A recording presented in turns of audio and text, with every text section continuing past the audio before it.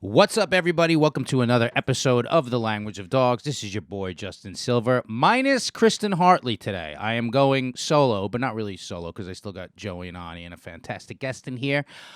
Really quick, you can check us out on all social media platforms at The Language of Dogs. It's Facebook, Instagram, TikTok. What else is there? Donnie, am I leaving? If I just said that one. Truth Social? Was that Donald Trump's? No. Oh. CNN Plus. Wait, don't talk until I introduce you. And also to ask us questions on this podcast, you can go to patreon.com/TLOD. And then all the training videos are up on YouTube. Got a great guest today, someone that I love very dearly, and her pooch, who I love very dearly. She's a podcaster, a comedian. I'll let you tell her all the fun stuff that she's got going on. It is my good friend Corinne Fisher and her rescue pooch, Alfie. Hello, I'm better than you guys. What's up? Dude, I love this dog. I love Corinne because she's like a rescue person. I love this dog because like mama like son, this dog is he's complex. He's got complexities. You know what I mean? He is. The trainer years ago when I got him. I asked you and you said you were out of my pay grade. That's literally what he said to me. That's literally what he said to me. You were rich back then too. No, I wasn't. I wasn't. And I'm not that expensive. This was 5 years ago. I couldn't have afforded you then. No, that's according to you. No, I was. And then my best friend hired him, and I said, "Well, if he can hire him, I could have hired you anyway." No. So the original trainer of Alfred said he has quite a big personality, and I was like, "Oh, I translated that. People have said that to me before. We know what that means. Yeah. My dog's a cunt."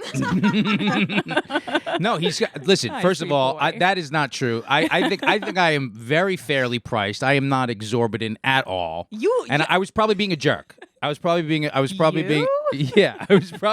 bit of a jerk. But I've worked with you with Alfie. We've worked on some of his stuff. Oh yeah, no, I mean you've done lots of good stuff with him on the house, and I watch your videos. And my brother also has a rescue dog, and he watches your videos. Oh, he does? Yes, he does. And I also started working with Thomas and their rescue pit bull, Lux.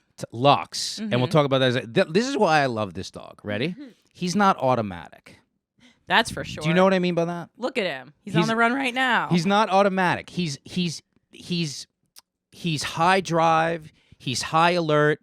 He can sort of bleed into anxiety, but not really. He picks his people. And it's like people look at these things as like the cool thing about you and him is that you understand him and you know him and you accept him and you know how to work like around him. Yeah. And I always get people that like they think that these personality types in dogs are flaws in some way. I need him up here for this because otherwise what happens is I drive production crazy when I'm trying to get clips because I'm like you have need to the dog. I need him up here. So we're keeping him up here. Put his collar on. Well, I think what did you he has a collar on. I mean let's put his leash on. I want to keep him up. Oh, because I was like, you said something like, this dog isn't by the book, and then he just leapt off the couch. He was like, that's my cue. That's my cue. But no, that's what I dig about him. Like I like dogs. I like dogs that they're just not so automatic and they've got complexities to them. Like Chiquita was like that, and she was like, and the reason like I learned so much of the stuff I know with dogs was because of how specific she was and I really had to learn her personality and like cater things that I was reading or learning specifically to her. And then you learn like the devil's in the details with like dog training and stuff. Sure. And you learn how to adjust these things for the specifics of like the animal in front of you. Like I get that's got to be any profession. Like if you're a therapist, it's like, okay, well here's the broad strokes of psychology, but then it's like you get somebody in front of you who's a little OCD like you or me or Alfie, and it's I don't think you and I are in the same group in therapy, but that hurt. Okay, I can't have this kind of press going out about me. How old is he? Alfred is he was turned 5 in November. Ooh, your breath stinks, Alfie. Alfie's breath always stinks. Are you not brushing his teeth? I brush his teeth all the time. It's just this breed. There we go. And even he actually just went to the vet, and he was, sorry, I have a female vet now. We changed, and the vet was like, his teeth are actually in great condition, considering his age. He hasn't gotten a professional cleaning yet. Yeah, you're a great dog owner. Thank you. We have very close friends. The vet also said that. No, I agree. I'm telling you, you're a great dog owner. And well, I give a shit so much. That's why. Like when I care about something, I care a lot. This dog gets so well cared for. He's so loved by people. He's like, he's got his little, they're not even quirks. He's got his personality, and we'll talk about that a little bit. We've had to work with him and like figure things out. Like he's been a little bit of a Rubik's Cube when it came to like the territorialism in the house and stuff. And like, sometimes he's straight up like people talk about they love pets because they give unconditional love, and I say, not my dog. My dog and I won't be speaking for days, and it's really funny. I don't mind. I love when I like dreamed up my perfect dog in my head, and which you shouldn't do. But why? Well, I think like I hate when people kind of curate a dog like they're going shopping for a car and like adding things. Like you're gonna get what you're gonna get. You can dream a perfect dog, but then just like a soulmate, you're gonna get the dog that you were meant to have. And I really feel that way about Alfred. And so sometimes I hear people talking about like, yeah, like it's just like too much like a car. Like I want to add this on and this on. And I'm like, that's not how a dog is. A dog is a living, breathing, changing thing. That's you do get the dog. You do get the dog you're supposed to have. And you know what? I've learned that when I first was going to adopt a dog, I was like, I had in my mind exactly what I wanted. Yeah. Right? And then you go and meet them, and I'm like a rescue person. Like, and this is why I think the process of rescue is so cool, because it's like, unlike, and I'm not shitting on people who go to breeders. It's just not my thing. I am. And I know it's not your thing either. It's just, I don't know. I mean, I also think that kids should be adopted before you have more, but that's a larger stance. Listen, it's a heavier. but I totally get where that comes from with dogs. And I was like, all right, in my mind, like I had the broad strokes of what I wanted, because like I always knew I loved pit bulls. I knew I wanted to rescue, and I was like, and then as I started meeting them, I started understanding. I was like, wait a second, the one that you're supposed to find kind of finds you, and you just sort of feel it. Yeah. And Chiquita was not like what she was a pit bull mix, not what I thought I wanted, and she was complex and difficult, and I fell in love with her, and then.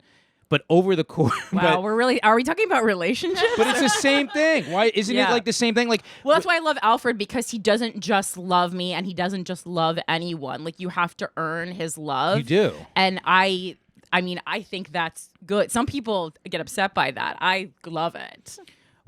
No, that's what I'm saying. What I love about him, like some people, we've had parties at your house, and somebody would be like, "Corinne's dog's me." I'm like.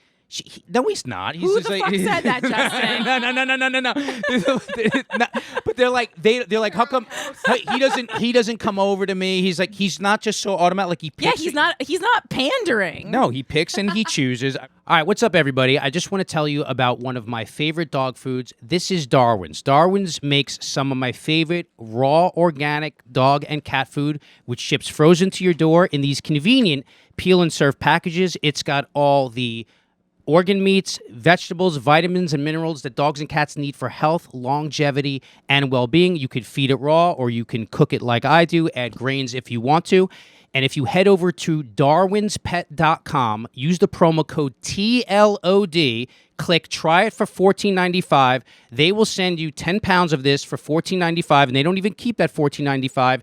They send it to our charity, Funny for Fido, and we use that money to send Darwin's to shelter dogs. You also get a free package of jerky treats with that promo code, so make sure you use the promo code. At least just get the trial. If you decide to stick with it, you can stick with it. If not, use it as treats. You can cook it up, stuff it into Kong toys, stick those in the freezer. So it's just a lot of bang for your buck, and you're doing good not only for your dog, but for other dogs.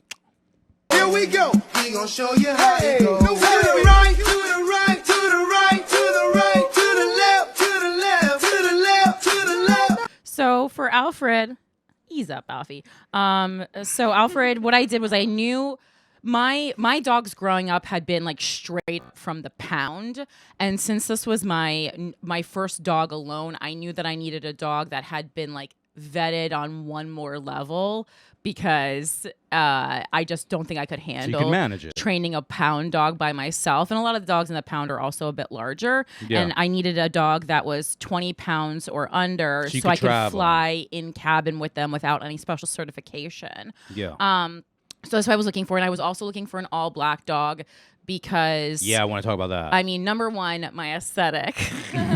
Oh yeah, which Corinne? Is not the way to adopt a dog, guys. But it worked out for me. The reason I was okay with making that choice was want a black and purple dog?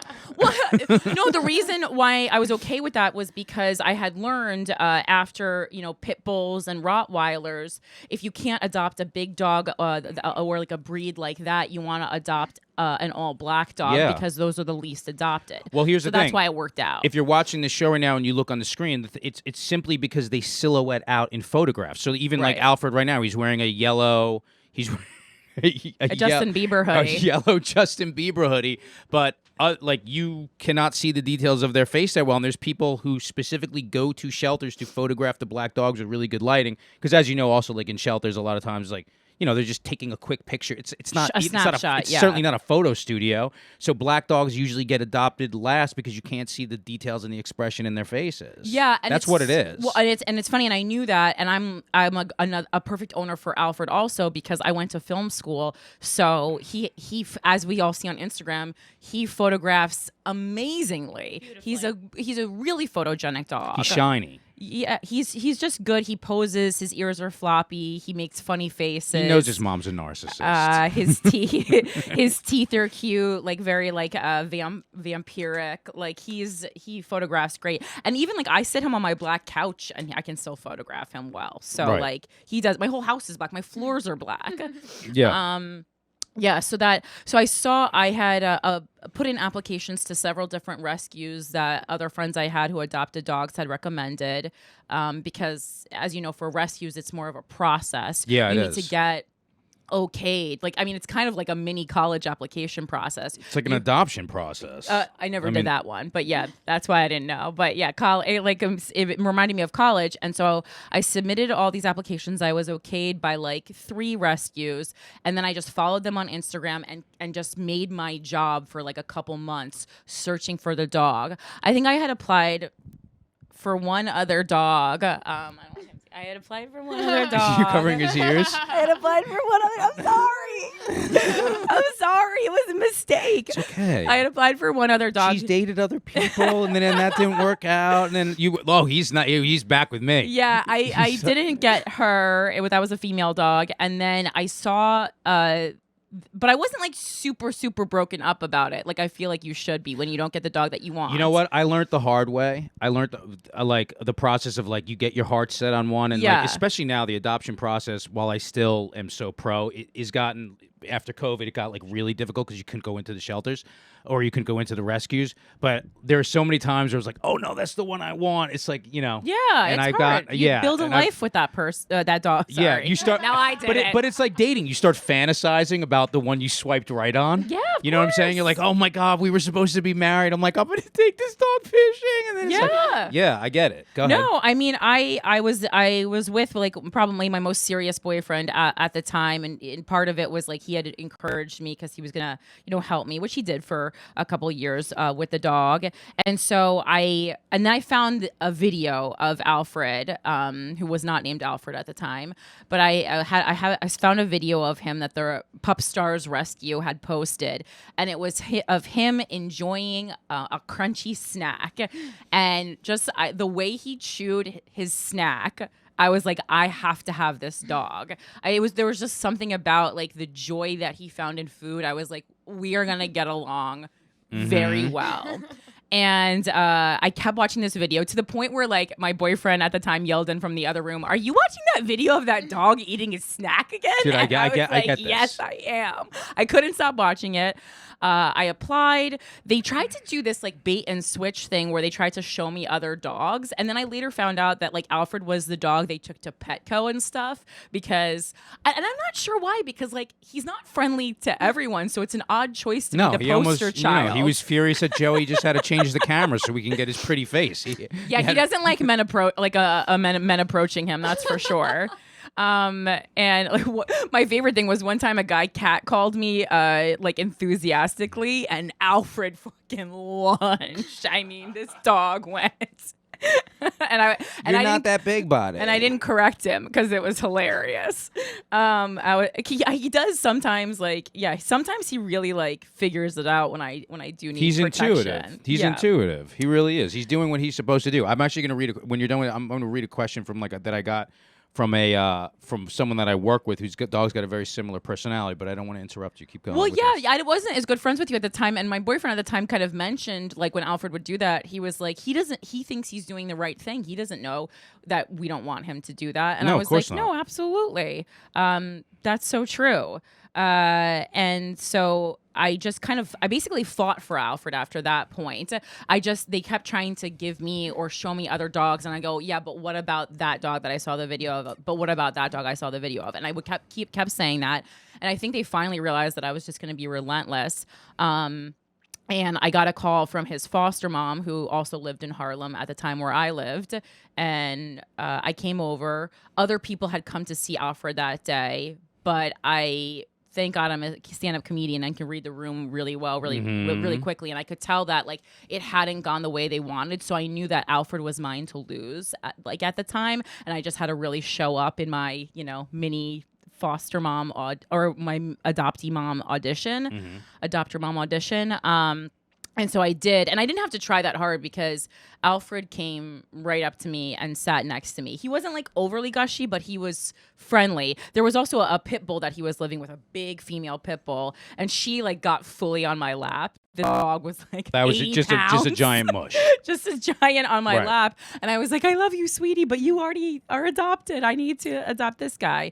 But I could just tell, like, I mean, it's so weird. Like, you take this animal into your life with, a 20-minute minor interaction. Yeah. But I just knew. But you did foster to adopt? No. Oh, I'm just taking him. I just knew. That's like that. It's like those shows where they get married by America or whatever it is. Yeah. Married at first sight. Married at first sight. That's it. You're stuck. Well, it was interesting because it was a small apartment and he wasn't even behaving that well. There was like too many dogs in a small apartment. They were running up and down the hallways. It was loud. But I just knew in my head, and I knew enough about dogs, and I had lived with enough dogs before, and my family had enough dogs that I knew.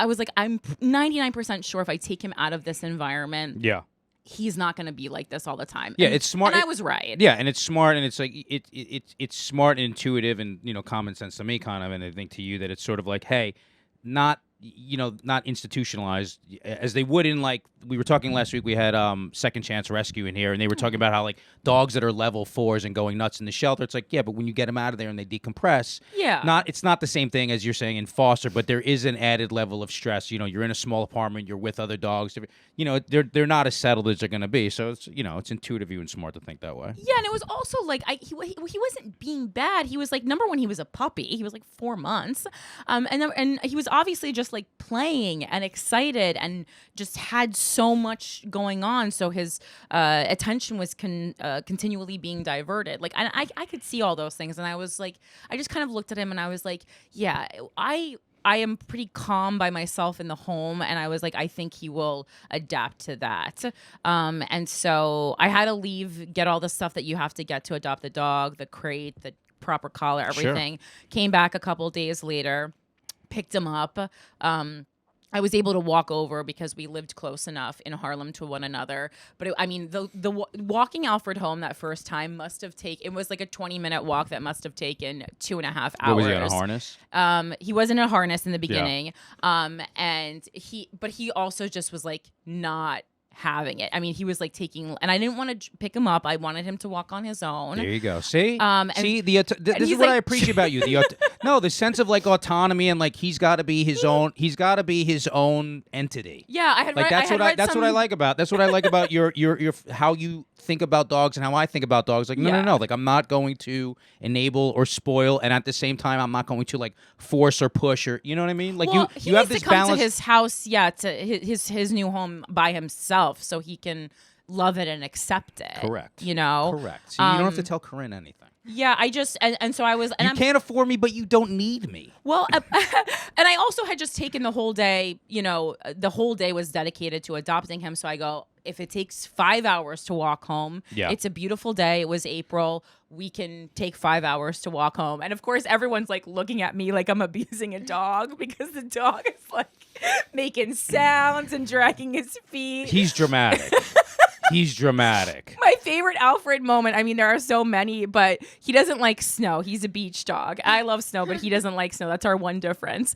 And he figured out, what snow looks like and what it feels like on his paws. And we tried boots, and he can't walk in them and all this kind of stuff.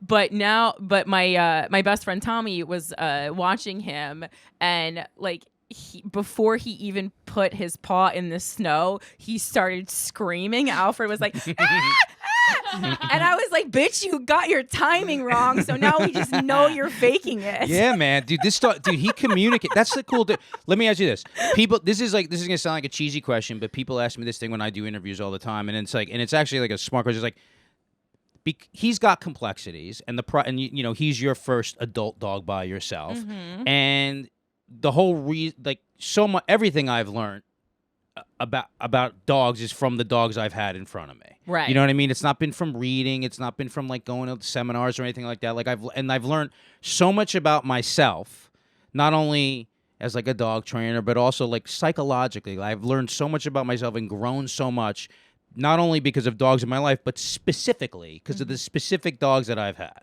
So tell me, like, what have you learned about yourself from him? Well, I mean, you know what I mean by that question? Yeah, absolutely. Yeah, I've learned, why I feel suffocated in relationships because I just don't really like. Yeah, I mean, again, it kind of like pointed all these arrows at the difference between me and other people. Once again, like it made me feel like an alien again in a lot of ways. Not with Alfred. Alfred's like the only living thing that I don't feel like an alien with. But when you hear other people talk, thought we were friends. We are. But when you hear other people talk about why they love being a pet owner, as I strangle him, and the pet experience, like again, like that unconditional love thing is the first thing to come up. Like, isn't it nice to have something greet you when you walk home? And I go, how sad are your guys' lives? You need a hug from someone. What is going on? I like him because like he's because of his autonomy. Well, yeah, his autonomy. Like I said when I was I think we got sidetracked, but when I was looking for a dog, one of the number one things I wanted was a dog who could hang out independently. Yeah, and I didn't feel like I was abandoning something. I spend a lot of time alone, and I knew that he would have to spend, probably more time alone than someone who is adopted by 2 people or 3 people or has kids in the house, and he loves it. Like I have a loft, so there's an upstairs and a downstairs, and there is a certain point at every night where he's had enough of my shit and on his own free will goes upstairs and hangs out, and I just hear him going like and he's roughing up a toy. He has a whole thing that he likes to do after dinner. He likes to hump his toy, he likes to rough up his toy, he likes to roll around in the bed. You know what? And then he comes back downstairs and we finish watching TV together. Me and this dog have so much in common. I like to do a bunch of those things with the objects of my house as well. Yeah. And I gotta say, and by the way, before someone's like, "What do you mean she leaves her dog alone?" I'm like, Corinne has an outdoor space and basically a dog beach in Manhattan for her dog. So, well, I mean, it's your who doesn't leave their dog alone sometimes? It's not a baby, guys. But you know how catty dog people get. So I'm just like, I'm just saying it. Yeah, I mean, I also work from home, but yeah, no, I mean, I literally got a 1-bedroom apartment instead of a 2-bedroom apartment so that my dog could have an outdoor space in my home. That's how much I love my dog. My therapist was like, "Bitch, you're crazy." I would have done the same thing. So much. Listen, man. There's never been a day that I regret it. I'm the same as when I look at when I adopted Brutus, who's not here right now because obviously I still have this broken leg, so I don't have him. It's been driving me absolutely crazy. Brutus. But I was like, I want, it kind of became more like you're saying, like when you're shopping for a car, I had a list of the things I want, and I was like, you know what? But I've kind of earned it at this point because they have to have like requirements, not only for to match my personality, but also the physicality. They also have to like work for a living, and then there's the aesthetics of things I want. Like you wanted a black dog, I want like a giant blue pit bull. Right. You know what I'm saying? But what was my point with that? Oh, but my point was like their sense of autonomy, their sense of I've always looked at dogs in a way where it's like I want to see like how much I can, like how I can reach this dog's potential. Sure. You know what I mean? So I don't just want something to cuddle on or be like a security blanket, and he's like a weighted blanket. He's the best at that. But I'm always like, I look at them and I'm like, all right, what can I do with this dog athletically? Like, what can I do with them training wise? And I'm like, how far can we how can we like pimp my ride this thing out? You know? So that's how I look at it too. Well, yeah, I mean, like I think we talked about it. You were looking for an advanced level dog. I was. For me, I was looking for not a novice level dog because I had spent so much time and lived with dogs and before, but I wasn't looking for your level. No, but it's my level. Let me say it like this. This is interesting. Your dog's more complex than my dog. Mm-hmm. Right? Well, yeah, because I can handle like kind of like personality complexity. I just couldn't handle like a lot I basically couldn't handle a large dog who was like aggressive because I mean my physical size alone. Right. I need to be able to control him. Like when the thing is like if Alfred snaps, I literally just scoop him up with my arm and I go, okay, we're leaving. But here's what I'm saying. Like your Alfred's almost more advanced. Brutus is advanced because of his size and his strength, And that's what I he's- can't handle. And he's also got this bountiful energy where it's like, if you don't know how to handle how big and strong he is when he's Yeah, he literally broke your leg. no, he didn't break my leg. Oh, I thought you tripped. No. I tripped when I was No, let me tell you what Oh, broke I my. thought Let me you tell you were- what you broke my leg. My insane infatuation with taking videos of him is what broke my leg. I thought you 'Cause were if I- holding the leash. Oh, okay. We have it right here. Joey's got it. We'll put it in a second. I see. But let me say this. This is interesting. It's like just because Brutus is so big and bountiful and like playful, that would be a lot for people. And if they couldn't handle him, you could see and he's automatic. He's this dog. He's going to jump right in your lap. He loves everybody. But if the right person, if someone who doesn't know how to teach that dog commands and doesn't know how to handle him, if that doesn't have him, all those great aspects of his personality are going to backfire because he's going to approach dogs the wrong way. It's gonna bleed. Other people and other things are gonna react to him, and then it's gonna cause reactions to him. It's gonna sort of ping pong. Brutus you know what I'm sounds saying? a lot like me. Yeah. Oh, here it is. This is when I fell. Wait, can we get sound on this, Joey? I did watch it. Oh, it's in the headphones? Here we go. We'll hear it on 3, 2, 1. Crunch. And there it goes. It's it's so Ah. bad. But back to what I was saying, look at Alfie. All our Look, dude, friends look how comment. he pays attention and watches TV. Oh, Alfred loves watching TV. Do you put my dog shows on for him? Well, no, we watch regular human shows. Like we're watching Dawson's Creek right now. Alfred is riveted. I have so many photos of him watching Dawson's Creek and just hanging on to every word. He also hates when there's violence on TV. He stops. Wait. He jumps and stops Wait, it. remember? He can't watch violence. Well, remember, and don't say what it was. There was that documentary Oh yes. about animal cruelty. Yeah. And I called you to ask if I should watch it, and you were telling me how bad it was. Yeah. And you said that he flipped out when it was on because he heard the animals screaming. Oh yeah. I was like, Look, he's looking Alfred at himself. just got up to yell about that. Look at him. Look. He's looking at himself and growling. That's you. he's How dare looking- you talk about that documentary? Look, thinks he's growling. he thinks he sees a dog on TV. it's you, dummy. Wait, we gotta get this. That's you on the camera, Alfred. That's you on the camera. No, that dog is you. This is I have a taxidermy coyote in my apartment. I And, know. and that was there before Alfred. And I mean, for months, anytime he saw a dog on TV, he would go then check in with the coyote because he thought the coyote just made a little appeance on Look TV. at him. He's sitting here growling at himself. Yeah. But wait, this is the point I want to make. While Brutus is automatic and he's like a bomb-proof dog. Anybody who knew how to handle a big dog and understood boundaries, limits, could teach dogs the big 6 commands would be fine with him. A dog like Alfred, it's he's had real specifics, and we had to do training that is really customized to him. Talk about that a little bit so people get that. I mean, have we? I haven't done that much customized training In the apartment, he's got things where it's well, I mean, I just kind of set up. I mean, the big thing that was very helpful was the Citronella spray collar. That really and some people will be like, that's abuse, and I was like, I'll explain that in a second. I really don't think getting a little spritz in the face No. is abuse. Let me say this. These are people who have never been yelled at, and that's why their whole life is Twitter. Right. But that's just my personal feelings. Let me say this, right? When we're not there's certain deterrents, right? You know what I mean by deterrence, when Sure. you're a deterrent, right? Yeah. Now there's levels of deterrence. There's people misunderstand the e-collar all the time because they go, what, the shock collar? As if it has one setting and that can't be adjusted. When I use the e-collar on Brutus, it's a communication tool. I put it on my clients' faces. It's a little beep, So vibrate. no, listen. I yeah. use it on the stim. You can put that stim on your face, under your eye, to the point where you barely feel it and work dogs on that level, or you could put it on a level where it would blast your eyeballs out of your head. So that is true. So when people are I don't have that one. So Yeah. but I'm saying some people use e-collars as communication devices. Some use them as deterrents, and some use them as punishment tools that are very severe. Right? That's you, Alfred. Shh. You're dumb. That's just you in the camera, right?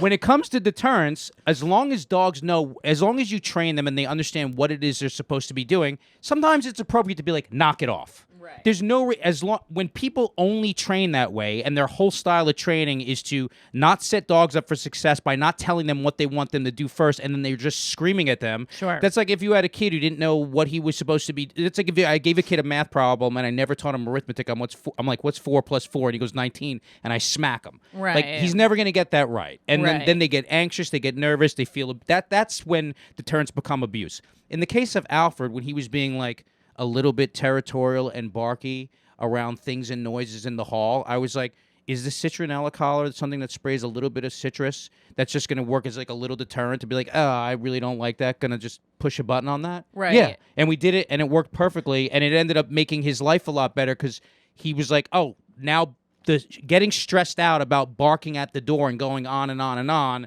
is not something that I'm experiencing as much. Do you know what I'm saying? Like, it ended up Yeah. being a relief. And then once he like used it a bunch, he didn't need it so much anymore. And they don't even need to turn it on because they make the association Right. that when this thing is on, I know that if I go bark at the door, I get there's that spray of smell that smell that I don't like, and the citronella collar just emits a citrus spray in response to their barking, which you know.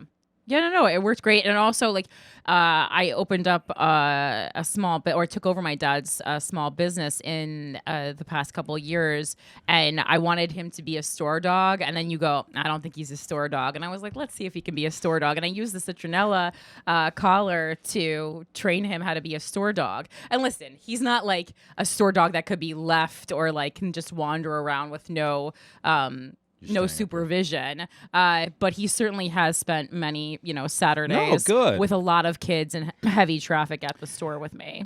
Good. Like, listen, people ask me, like, I get training questions all the time, like, my dog barks at the door, my dog barks at company, should I just get the citronella collar? I'm like, no. You don't start with that. I'm like, first you should train them, like, go to your spot, sit, stay, teach them to be tolerant, and then afterwards, if, like, the barking is still excessive and they're not too stressed out, but they're being pestering or annoying, I'm like, see if this works. You know what I mean? Like, there's this one thing in training that I can't stand is when people are like, my dog does this thing. What's the one size fits all prescription fix for it? Right. And they don't want to do like training. Like, actually, you know what? You'll be good at this. I'm gonna read these. So I got a bunch of client questions and friend questions because comedians hit me up for training all the time. Yeah, I can only imagine. And I bet you have good answers to these questions, and I'll read you my answers to them. Right? Why? It's a test, Alfred. It's not a It's test. a test. We're being tested. Dude, listen to this, okay? Being tested. So you know who this is. I'm not going to say it. Okay, so it goes. He's got a French bulldog. So I don't know him that well. but you know who it is. He goes, so I'm in Florida. I'm waiting for my house to get renovated, and we're staying at my girl's sister's place, and they have 2 huskies, and my small dog, Frank, is so aggressive with them that we can't have him around them anymore. We've got to keep him in another room. Could it be because he's not neutered? I've legit never seen Frank even show teeth before, and it's crazy. So I said, what commands is Frank now? And he goes, he knows sit and come when we call him. So I write, well, that's really limited. If he knows only that, then when more complex things in the environment present themselves and his instinctual reactions overwhelm him, as they are based on your text, you have no system to communicate with him. In other words, you have to train him now when the waves that you're surfing in are a little rougher. You understand what I'm saying by that? It's like people are like, they wait till things happen to be like, before they lay a base down, and then they're like, damn, shit, what do we do now? Well, also, I mean, like, they should have thought of that before you introduced the dog. I mean, I'm guessing, number one, the first thing they did wrong was I'm sure they introduced the dogs all wrong. I'm sure they just walked into the house and just had the dog run off leash, like, up to the 2 huskies instead of doing an out-of-territory on-leash greeting. See? So I'm Corinne knows guessing that all was this the stuff. first problem that they did. I can just imagine, actually. I'm glad those dogs are still alive. That could have been a bad thing. And huskies are also, speaking of dogs with specific personalities, huskies Vocal. have very specific personalities. Very good. But that my point was like that stuff is so trainable and fixable, and it's like it doesn't have to be like, wait, this didn't go well, so now we have to lock him in another room. Like, there's so many things that they can learn and ways to like you're saying, there's ways to like have them on leash in the house together, or separated by a baby gate, Yes, or by a yeah. tension gate, or then like you take them for a long walk together, and then you just monitor their interactions when they're in the house. And then also, if like dogs don't know their commands, it's like how well, like, they're just doing what they think is the right thing to do. Right. So it's like if they don't understand like going to their spot, sitting, giving you a moment of patience, being able to be in an observer position. They're just like, it's just a free for all. Yeah. And I think a lot of people just think that like dogs are just going to be, they're being good or they're being bad, and they look at it in this very sort of black and white way. Yeah, they don't pick up on the specifics and the nuances. I'm going to read you one more. Wait, this one is. I'm going to read you one more. So that dog camera is so cute. It's so cute. Listen to this one I got. And by the way, I'm reading just questions from like friends of ours today. If you can ask us anything you want on patreon.com/TLOD. We get questions all the time, but this one, listen to this. All right, Corinne, you'll get this. She goes, "Morning. Handyman just came in to fix my sink, and Charlie went into the most heightened version of himself. I put him in this place and had turkey, and he settled, but as soon as the handyman was leaving, he picked up his toolbox, and Charlie freaked out again." So this is what I wrote. I go, "Not unusual. He's a dog. They get territorial, and if they have that temperament, there's nothing wrong with that. You just have to manage it." I go, "That's not a flaw in any way. You just have to know what you're doing, and I can help you with specific commands if you need it." So then she says, "Yes, it makes sense. I managed it pretty well. And while the guy was working, I did obedience with him, and he was refocused. I hate that he defaults to that mode." So this is where I got a little annoyed. I go, "You shouldn't hate it. It's who he's supposed to be. And he isn't acquainted with that person or with that foreign object." Right, and he's she's doing like, a "You're dog. right." He's doing a dog's job, and she's like, "Just sit there and look cute." Dogs are not decorations. Well, no, she wasn't. She does. She's very good at this. We've worked on this before because when people come in the house and he doesn't know who it is, and this is why this dog reminds me of Alfie a lot, but he's a little bigger. Yeah, He's the man in the house. Yeah. This is a female owner. They certainly understand the difference here, right? And he's doing what he's supposed to do. He's like, "I'm protecting my house." There's a handyman coming in with big clunky boots. When he hears that toolbox move up, and he doesn't know what that is. He's doing what he thinks he's supposed to do. They don't have a graceful energy. Alfred always reads that. They don't, and so she's like, "Well, we worked on go to your spot, sit and stay." Her standing in like the certain position techniques, but then I was like, you still have to be on top of that, and certain things are going to be more heightening and freak them out a little bit more. Like a handyman coming in is often, they're coming in to do a job to fix something. They're, usually they dress different than other people that dog sees. Right. And I think people they feel this sort of like, ugh, like they get annoyed that their dog's temperament or their idiosyncrasies are something they have to work with. And I'm like, well, if you had a kid who's like, he's not going to react perfectly to anyone. Yeah. Also, you could have something ready for the dog, like a frozen TREAT, so they can kind of like. You have to spell it? Yeah, because he'll go nuts. Wait, can I say it? I mean, do you have one? That's mean. If you say it and then he doesn't. I got him a bedtime story from Amazon where it has like all these like keywords that get dogs excited for it. What are you kidding? No. What is it? I don't know, because I searched basically anything that you want in life you can find on the internet, and I was like, I would like to read Alfred some books, and then they have a book for dogs with keywords that get the dog excited that they know. Because you told me that's the cutest thing. You told me that when I got him that I like talking to him in like full human sentences. Yes. You said a dog can learn up to like 75 different words. They can learn more than that. And I'm obsessed with those dogs on Instagram who have the buttons. I really want Alfred to be a button dog. So let me tell you something. So many of the times, like those. Is that charlatan nonsense or is it real? No, it's not. But the way. So there's people who are like experts at that, and it's just like, think of it. They're just making an association to something. It's the same. It's the same way a dog. I don't think he's having like a real conversation. Well, they are and they aren't. Like it's the same way. It's like if you say to your dog you want to go out, or if they want to go out, they grab their leash. Like they understand. So you're just really honing that in to be like, okay, we consistently like. There's plenty of times if you go on my Instagram, there's like I have videos where I teach dogs to ring a bell when they want to go out. Let's see if we can find that one real quick, Joey. That's so cute. I don't wait. Let me see. It's going to be way down there, but you'll see. It says ring the bell. I'll let you look for it like on the small screen, and then you tell me when it pops up. But like you're just it's first of all, it's tedious to teach it a little bit, right? It is cute, and a lot of people. There's Bunny, the dog that like I love Bunny. Got famous for doing like that. But her mom is like a scientist who's going to focus on it the way like I teach Brutus how to like hold objects and walk the other dogs. Like we spend time doing that. Yeah. I think a lot of people get very excited where they think they're like, oh my God, my dog pushed this button. Then they think their dog's like they think their dog's exceptional all the time. Where it's like there's a difference between Bunny doing it, who's like that's like watching Michael Jordan play basketball. Right. So they do, but like I think people think it's a little bit more of a. You have to understand the process of training and how to make associations and what's called pairing. Yeah. Like pairing is like, when a dog understands command, you put your hand up, they see it, they know to give you a high five, they know a treat comes to it. With something that like, it's these buttons and they're just sort of color coded, that's a little bit more specific, but it is cool when people pull it off and do it. Is it there, Joe? All right, you'll be Bunny able to and Otter, I love them, and they're also cool looking dogs. They are cool looking dogs.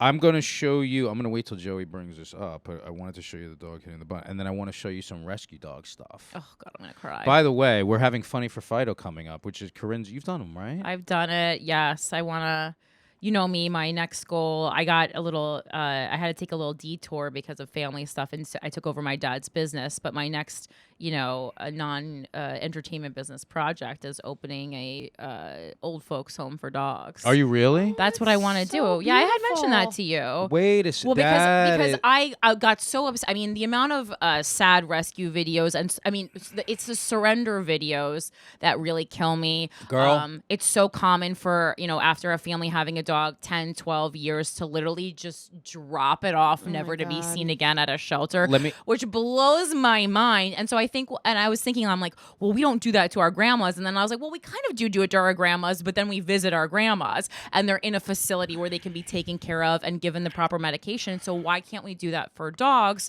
So my whole pitch is that like a hospice? Not specifically just a hospice. Because that's a lot. No, it wouldn't be. It's literally a retirement home for dogs. And so it's not encouraging surrender, but it's, I guess if for dogs who are surrendered, instead of them spending their final years in a cage, because we know what the likelihood of a, 13-year-old dog being adopted, especially if they have special medical needs. And so instead, we'll take all those dogs and it'll just be nonprofit, beautiful environment, a lot of outdoor space, a lot of sunshine, minimal, no stairs, a whole like a ranch style home. Yes. And on top of that, and I am listening to you. I'm just trying to help Joe find this video. And on top of that, I wanted to make it an educational program because another issue I see a lot is children don't know how to approach animals. Yeah. And so many times we'll read these articles where like a dog is shot by an owner because it nipped their, human baby daughter. Oh yeah. And it's that was your fault. Yes. That was your fault. You should shoot yourself because that was your fault. Will you send that to Joey? You see where it is? Boom, just send it over to Joey so he's got it. Yeah, so many times, like when I'm working with dogs and kids or your dogs that are in foster situations, it's just like kids being handsy and not knowing how to handle them, and like some people, sometimes the dogs are too small, and if they're handling like a dog that's small, they can really freak them out. That's why I always think like a bigger sort of bomb-proof dog is older sweet dog. I mean, because obviously every dog is not going to be good with children. Because I mean, even the kids in the store will come in, they're like pulling on Alfred's ears, right. And I'm like, oh my god. Is there that is such? I know people that do that have not just hospices, have created older dog shelters or rescues, and of course you'll adopt out. I know people have done that. I'm like, you are doing God's work. I remember when Chiquita got older, it's like how sweet it was, and I loved caring for her, and it was like the difference of like, it's like her spirit just had never, like I just remember like how physical she was and how athletic she was, and like watching her slow down, it was just like, it was so fulfilling to take care of her like that. And like even when we had to put her down, like I always say, like I took so much pride in the fact that we landed that plane so gracefully that it's like she never even felt the wheels touch the ground. And you were at my house, like right where she was like close to the end. Was I ever at Justin's house? Corinne got in bed with her and starts crying. She goes, she wants to go. I'm like, she's not there. I timed it perfectly. Okay, you're leaving one variable out, Justin, where I was high out of my mind on mushrooms, and after the Tool concert, did I crawl into Chiquita's dog bed and cry with her and whisper in her ear, "You've done enough"? Yes, all these things are true, but I was on drugs. But wait, so you know what? We have to. This one isn't for kids, Joe. On YouTube, this one isn't for kids. I don't know what to tell you. This is for your parents. I already made a note. But Wasn't like Paul Verzi was there. Fucking like everybody was Big there. J was there. Everybody. We were like Corinne's in bed. Corinne's just laying in Justin's dog bed with Chiquita, crying and holding her. And she's like, we're just looking. She's like, she wants to go. I'm like, I know, Corinne, it's getting close, but she's fine. I'm like, Corinne, she's gonna bite you. Like, leave her alone. She wasn't. We had a great time. No, I know you did. We had a great time. But dude, I watched some of those surrender videos, and some of the ones where I understand where like people just can't take care of their dogs, especially during COVID. Who knows what horrific circumstances people are in. I would live homeless with my dog in a box. There's just so many stories of people like having to flee their home and they just leave their dog in the home. But what?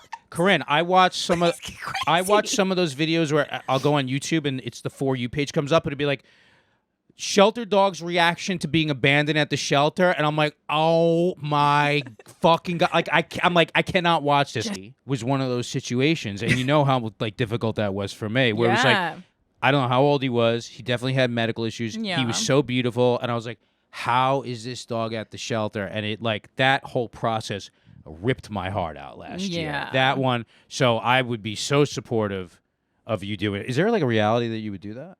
What are you talking about? A reality? I just like told no, it to you. Actually like a process. Like I'm not a person who just says things and then doesn't do them. I will go. I will. It's just a lot of money and a lot of time. So my plan was to get more famous and then make it easier. I would also, you know what? Also, but I'm waiting for that ship to come in. Also, but Funny for Fido, we're about to do the tour, and a lot of times we give money. Is like there's people who want to build rescues, build shelters. There's some they're like, oh, we need to put the flooring and the heating in there. We've done that kind of thing. Yeah. You know? No, I mean, I also need to find a space like where I'm going to be like living. I mean, I'm thinking probably honestly in New Jersey just because. Yeah, that's a place to do it. And it's where I'm from, so I'm familiar with it. I mean, I don't know. I wanted to convince my mom to work there after retirement. Yeah, I would. I'm totally I know I need someone there who's going to lay down the law, and I know Di-Fi will lay down the law. Hell yeah. You have the Ring the Bell video? So watch this. So first I'm just giving her the treat for just touching it with her nose. Small pieces. We don't want to. Right? So first. And then if she doesn't, I'll make it happen. Like I'll tap the bell on her nose so it bling. There we go. You could hear the bling. Alfie, don't start. And now watch her paw. She's gonna get a little bit frustrated because she's like, there we go. Bell equals. Now keep my hand. Alfred's like, who is this? And then I'll put it on the ground and make it more difficult. Now she's pawing at it like crazy. Yeah. So now this dog, every time she wants to go out, just rings the bell. But the truth is, she just runs and rings that bell because she wants a treat for it. So it's just making associations. Alfie, we don't want to upset you. That you get love too.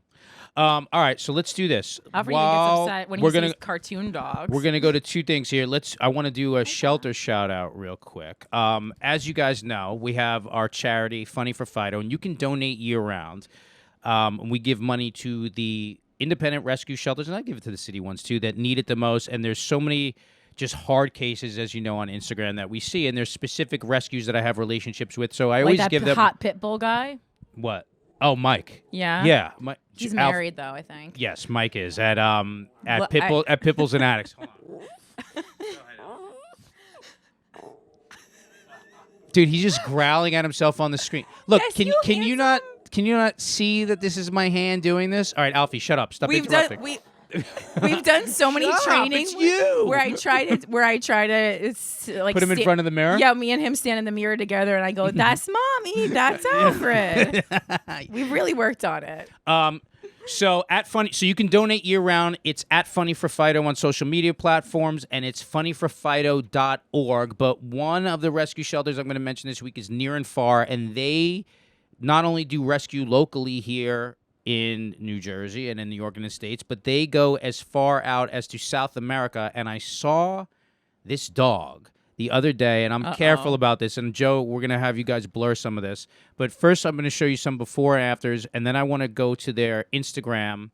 It's Near and Far AF Animal Foundation. You'll probably see it on their website. I saw this dog in such a state of distress, and they are working their ass off to help this dog as far as... Well, here's a before. So let's go to the after on this. This is a dog who had like a leg amputation. Dog is fine now. So these are some really tough cases. Oh, look, there you go now. Traveling. Look, beautiful. So look, dog that had his leg amputated. Here he is with his family out on looks. I don't know where they are on the beach. That like, dog's an Instagram model now. yeah, it's Yeah, gorgeous. those It's three-legged dogs love three-legged hopping around dogs. Instagram. What else for? Yeah, look how beautiful this dog is. Camping. That looks like Joshua Tree or something Yeah, like that that. is Or a very, Colorado. very pretty doggy. Can we go to their Instagram real quick and go to there's this dog Pilu you're gonna see. This is really tough to see, Corinne, but I just want to show you the process of what they're doing. Go down a That's little bit. nothing I don't look at Okay, by myself. go down even a little bit more. Right, one more down, Joe, and over to the left, to the right. I'm sorry. Look at this.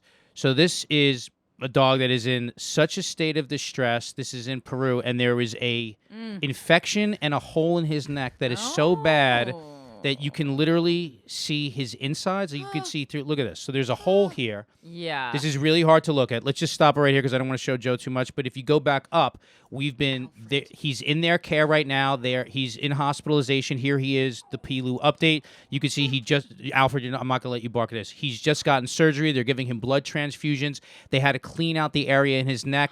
This is really tough to see. We're gonna blur it. So let's pass. Keep going, Joe. But he is actually doing well, and they said he's in great spirits, and it costs a lot of money to be able to do this, especially remotely. Here he is taking food. He's still wagging his tail. But these are the cases that people just don't want to know about, and a lot of these times you see these dogs that you wouldn't believe the difference between the before and afters. They're just unrecognizable dogs. Like this one, for example, Joe, you can keep scrolling through if you find any others that you like. But I always want to support these people. Like, look. I mean, that's an insane before and after. Go back. Look at that. And they're always so Look at this, look at happy. this. Like dogs are the most resilient creatures. I mean, it's really So happy, incredible. yeah. Here's a dog. This first picture, this dog is covered in blood. It looks like its eye is going to be removed, and it's Yeah. unrecognizable in the second picture. So I know how difficult it is for people to see those things, and that's why we blur them out on screens a lot. You can go to. Let me see what it's near and far AF, near and far AF, like Animal Foundation. Check out their social media. Or you could just take my word for it, and because if it gets a little heart-wrenching, you could send donations to Funny for Fido, and I will make sure that money gets where it needs to go. But sometimes I just see those, and I'm like, Jesus, man, it just it knocks the wind out of me. Yeah, well, it says that I like their little line in their Instagram bio. It says, "We are the rescuers rescue." So they're taking the dogs the more advanced cases. Yeah, and that people normally would be like, "This is too much for us to handle." Dude. So, Alfie, you are so hilarious. You're adorable. All right, I'm going to go to the dog fluencer of the week. Now, this guy, I want to say something. He is a sheep herder. Is that right? What do you call it? Sheep? So, I'm not going to speak to the sheep herding or treatment of sheep. I've seen him do things where he's like showing you how to like castrate the sheep. Like I don't that. I'm not touching That's not that your area of expertise. That's not my area. I think I saw this guy. I just try to find hot people who work with dogs. The way it's how well trained these sheep dogs are, and the things that they could do. That I was like, wow, this guy knows what he's doing. And we're gonna be able to hear it here. We got to put headphones on, Joe. Oh, put some headphones on. This is awesome. All right, so he's got these two border collies who herd these sheep, and from what I've seen, the sheep get treated really well. I think this is somewhere in like Scotland or Ireland, so who knows what's looks going on magical. there. I'm a New York City guy, but check these out. Where's the one? Come by. I mean, they'll just pause in the middle. They're like hundreds of yards away. Wow. Watch this. It's Sean the sheep man. I don't know. So if he porn whistles today. twice, one of the dogs will come back. Lie down, Echo. Lie down. And the cool thing is, like, look how far away he is. He tells them to lay down. Yeah. Look at that. They're plopping down at 300 yards away. Incredible. And all the sheep are going where they're supposed to go now. Yeah. So smart. Different whistles mean different things. Tell them to bank right. Look at this. Echo that loop. Storm, come by. I mean, these dogs are phenomenally trained. Or is that all the commands that he's saying in the top corner? Come by, Come on. clockwise, lay down, stop. Yeah, that's a good put. That'll do the recall, away, anti-clockwise, so they understand their positionings.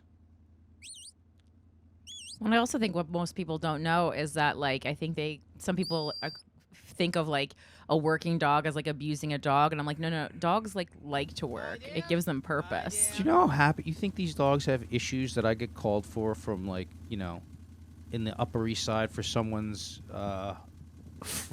like fresh Yorkie. You think these dogs have any of those issues? There's no way. Of course not. Look at this. Like, so They're living yeah. fulfilled lives. So come by means clockwise. Lay down, stop. That'll do.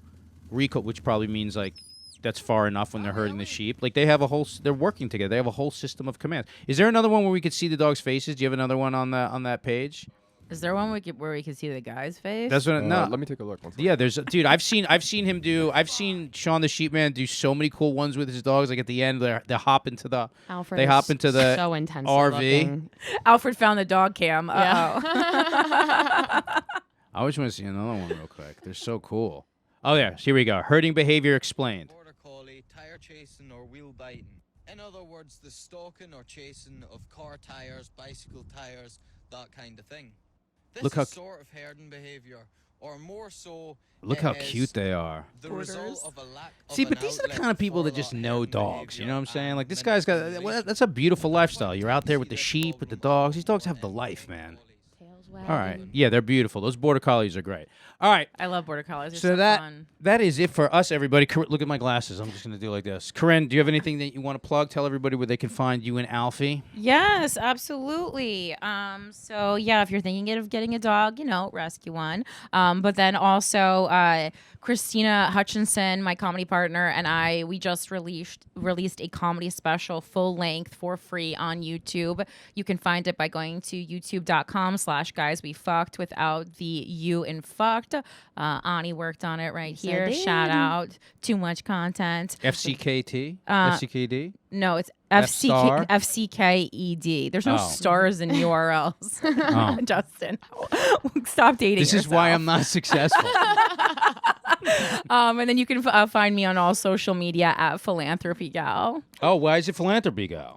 I Tell mean, everyone. it's a joke now, but I used to when I was in college. I woke up in a cold sweat one night and realized I wasn't doing anything to help the world, and so I started a blog. And we all know how successful that's turned out. I'm sure you've been personally affected by my charity blog, but now I just leave it up because as a joke that my comedy's giving back to people. I was also thinking how philanthropic you are with animals. I was kind of going for the positive on that one. Well, I mean, but that's not the real reason, so I would be lying. But I mean, I thought you were gonna go with it, though. I do try to be, but if I actually called myself out and patted myself on the back for being philanthropic, that takes away all the philanthropic nature of any of the good deeds I've done. Cool. Thank you so much. I love seeing Alfie. Once again, the social media is at The Language of Dogs on all social media platforms: TikTok, Facebook, Instagram. It's YouTube/The Language of Dogs for all the training videos. Patreon.com/TLOD where you can ask us anything you want. And until next week, happy dog show. Bye.